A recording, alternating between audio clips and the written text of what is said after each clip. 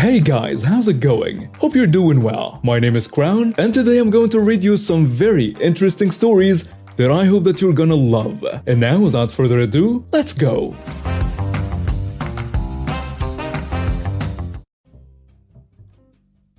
I'm male 23. In August 2017, I was in a bar and I ran into an old friend. I was talking to her and she had her hand on my shoulder and we were flirty and so on. Her friend came out of nowhere and kicked me in the stomach as hard as she could, for no reason. Apparently, she's a mean drunk and thought I didn't know the girl I was speaking to and was trying to protect her. I hit the ground immediately and I couldn't breathe and everyone was staring at me and didn't know what to do. I was just dying on the ground for a few minutes when the bouncer basically dragged me out and the girl I was talking to was just apologizing. My stomach killed me so much, so I immediately Ubered it to the hospital and it turns out there was some damage done by this kick, but since I went to the hospital as soon as possible, they were able to operate and save it, but it will gonna take a long time. Obviously, I was extremely mad and I filed a police report and thankfully, the cops took it very seriously and got video footage from the bar. Eyewitness account statements from everyone, including the girl who kicked me. The girl reached out to me numerous times and apologized, but I didn't care. I wanted her in jail. The police told me they have gathered enough evidence to charge her and that due to the video and witness statements, the charges will stick, but it will be up to the judge on how harsh of a punishment she will get. They suggested that she will get a light punishment because she's a straight-A student, never been in trouble, parents are wealthy, and she has retained a great lawyer. Also, she's a white 20-year-old girl, so that plays a huge part. The cops recommended I just take a written and verbal apology from her, and her lawyer contacted me and told me she wants to become a teacher, so she won't be able to become a teacher if she has a criminal record. And he gave me her written apology in advance, hoping to sway my mind. I rejected all of this and pushed on towards charges. About 2 years later, she was convicted and she spent about 3 weeks in jail, paid a fine, and has community service, and most importantly, she has a criminal record and now can't be a teacher. She contacted me many times before the charges were laid and begged me to drop them, saying that she was just drunk and never hurt anyone before, and it was a mistake. But she literally hurt me so bad for no reason, and for that, she had to pay. I've had so much fun reading through other people's posts on here that I decided to share my own story of revenge. Hope you guys enjoy it. So, some backstory. This took place over 10 years ago during summer break of my freshman year of college. My friend had asked me to come stay with her at her family home in the southern US. And so I flew out there to visit for a couple weeks. At that time, she and I were both casual pot smokers. So the first order of business upon arriving was finding some weed.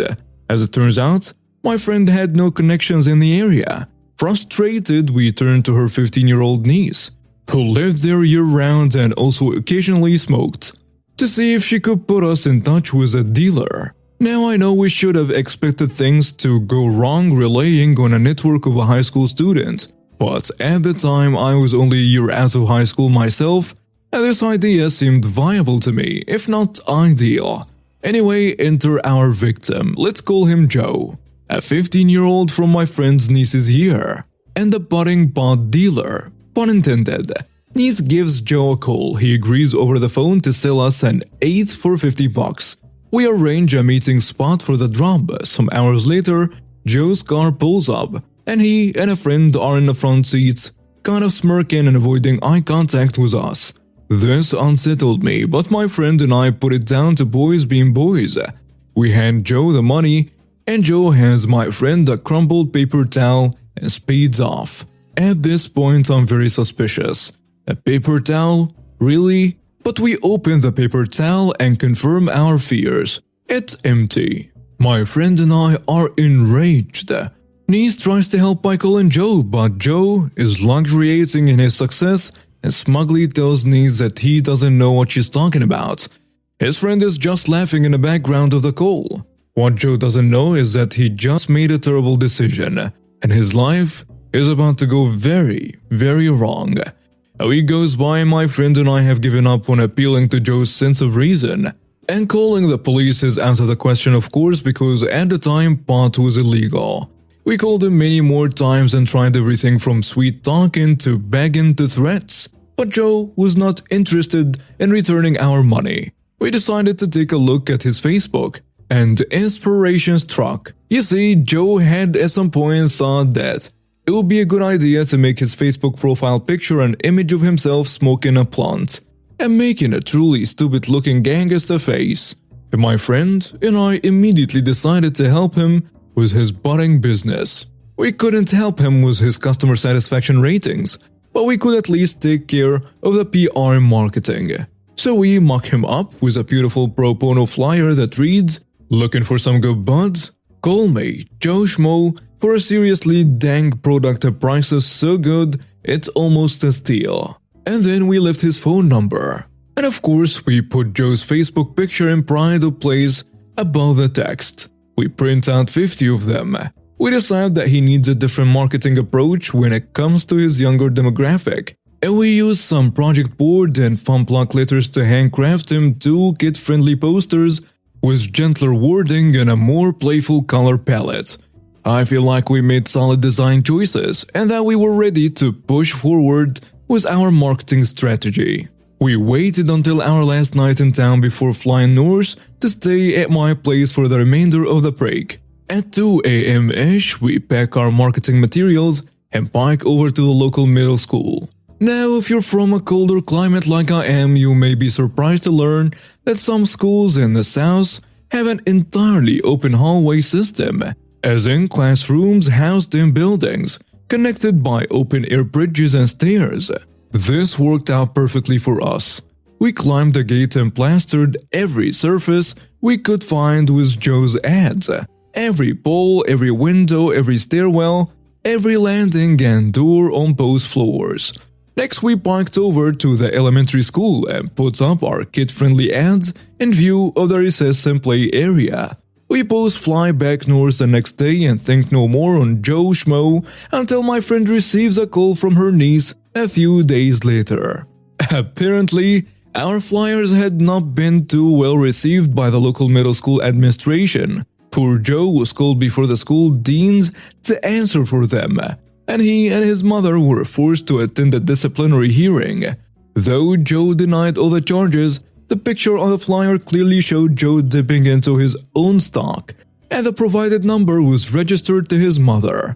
As such, Joe was suspended and escorted from the school by local police, in front of a captivated audience of his peers.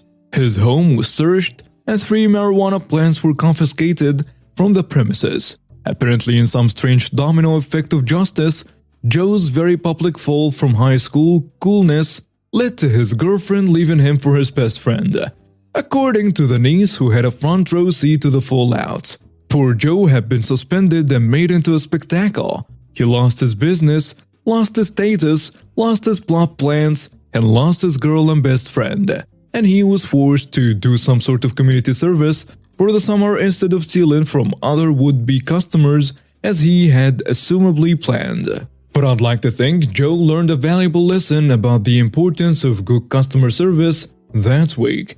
Oh, and about stealing from people who have access to damaging information about your life.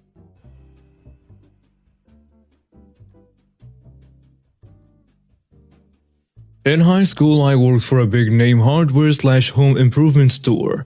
The store had just opened up in our little town and it was set to knock the local hardware stores out of business. You had to drive at least 40 minutes to the next closest chain store of its kind. We were busy all the time. The local stores, lumber supply, mom and pop hardware, tractor supply, equipment rental, and others were all losing business to us. I think the fact that we were performing in excess of our expectations played an impact on what happened next. My boss, we will call her Carrie, was the one I brought all issues to concerning theft. I almost entirely facilitated training, safety and moving stuff around the store, but I technically worked for the loss prevention. I did not know at the time but learned afterwards that Carrie was trying to pinpoint lost money from the registers and she reviewed the camera footage until she figured out who took it. We will call him Zach. Zach was in my graduating class, so that's likely why I didn't find out about it until it was all over. They were sure that he had stolen about $80 from the registers and had the video footage to prove it. But that money was already gone. Carrie wanted to do more than just fire him. She wanted to catch him in the act, in front of other staff, then fire him. She had his schedule changed so that he would work a closing shift in the coming days. Closing shifts typically means the store manager and most of the management staff is gone. She figured if he was going to do anything, he would do it on this day. If not, she was just going to fire him anyway. She stayed well beyond her normal schedule and quiet skipped tabs on him. She locked out, and while he was taking boxes out of the dumpster, he ended up taking a box out to his car, caught in the act, and she walked him back into the store to her office and processed him. They did the normal stuff, documented the event, the item that was trying to be shoplifted, and had him sign the paperwork and fired him. What usually happens in these events is we ban the person from shopping at the store. We put their information in the system and tell them to not come back. But in this instance, given the MSRP of the equipment he tried to steal and the $80 he was going to get fired for anyways, that brought the total to just over $500, which was just enough to be a felony theft. They involved the police and took him to court. Since he signed off on the theft and was caught by the loss prevention manager on the day it happened, there was not much defense for him. The judge gave him some community service. The real great part of the event was the addition of a felony to his criminal record. Before school was over, Zach had lost all of his basketball scholarships. I don't know what compelled him to steal that power tool, but I doubt the rush of getting away with it was worth it. He couldn't pay for college on his own, so he never went. He cuts hair and smokes pot now. Me and my husband, 28 female, 29 male, are in a chicken breeding club, which provides an allotment garden-like structure. We joined a year ago and got to know Klaus, an old man who actually lives in one of those sit gardens. At first, he was very kind, helping out 1 or 2 times, but after a while he got very greedy, telling us to help him in his garden, sell stuff for him on eBay or care for his chicken. Some people said we should keep our distance from him, but we did not listen. He regularly invited us to drink a beer with him, acted like he knew all of town, is well known, and has many connections. But the real thing was, yes, he was known, but for all the bad reasons. We talked to him a lot in the first few months and noticed he's highly addicted to alcohol and tries to make a dime out of everyone and everything. You know the saying, blood is thicker than water? Not for him. At first, he helped us out. For example, was giving us some tools for free or giving us some money for working over at his place. Also, we kinda felt bad for him, living your last days in a garden shed, but after a while he gave us near to nothing for our work. No money, broken tools, so garbage we had to dispose of, not even a thank you. He also started to talk to us in a very demanding tone, old male Karen-like. Instead of messing with him, we started to simply distance ourselves from him and not doing any more work. His last effort to win us back was to buy 20 wheat plants and put them in his garden and show us. He knew we smoked. But as soon as he demanded we sell his future 5 kilos, we backed off again. As others noticed we didn't hang out with him anymore, they started to tell us how Klaus truly is. He started to live there as soon as another club member since dead lost his home and lived on his farm over there. As for the rules of the club, it's not allowed. If he's allowed to, Klaus had to be too. Klaus lived there for 14 years, not because he got homeless or another stroke of bad luck in life, but because he wanted to live as inexpensively as possible. We learned he had loads of debt. No wonder, considering how much he drank. We found out this is the case since he was old enough to drink. He tried to rip everyone off of their money since ever. his brother, his best friend, and even his wife. Some say if she was still alive, he would steal his own mother. As the weeks went by, we learned more and more about him. That he had done this with nearly everyone who joined the club, not only with us. We saw it too as a new member who's also mentally disabled cut his hedge for him for 16 hours and got $20. And no thank you. Klaus started to dislike the way we stayed out of his way. So his response to that was to talk crap about us, even threatening us to tell others that we smoke. It's illegal over here. I mean real full-fledged lies. For example, we would owe him $200. We would do parties till late at night at the farm.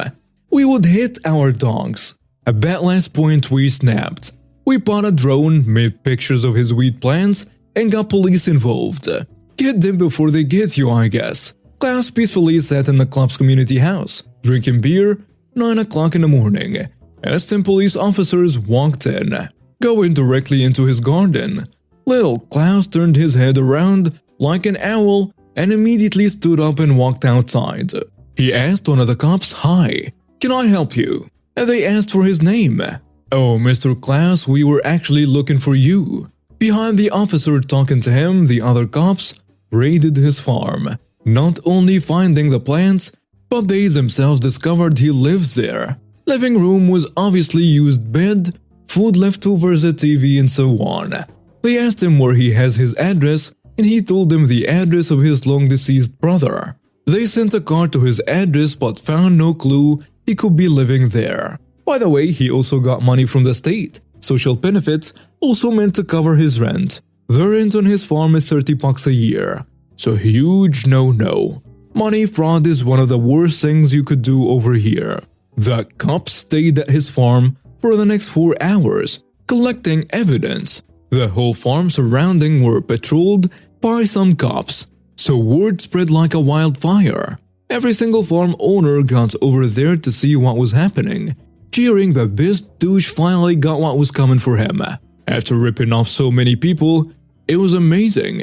This dude had 14 years to make this farm his little hidey hole, making money out of it. He had split the whole community, gave us a bad name overall, and not even breeding chickens. He just had them to sell the eggs. To his luck, he was clever enough to tell the cops it's only CPD. Still illegal but not as much, so they had to send it in to test it. Find him some time. The club held a meeting, and that was a mess show. As soon as this topic started, he said we planted them there, that he only gave us a little plot. Most laughed and some said nothing. We voted for his eviction, had to as of the rules, and he got 15 against him. Just 3 voted for him to stay. While he will already have a very nice time with the police, with all the charges they have against him, our personal revenge against him is also not over yet. We'll keep you updated. And now we have reached the end of today's stories. Thank you for watching and see you next time.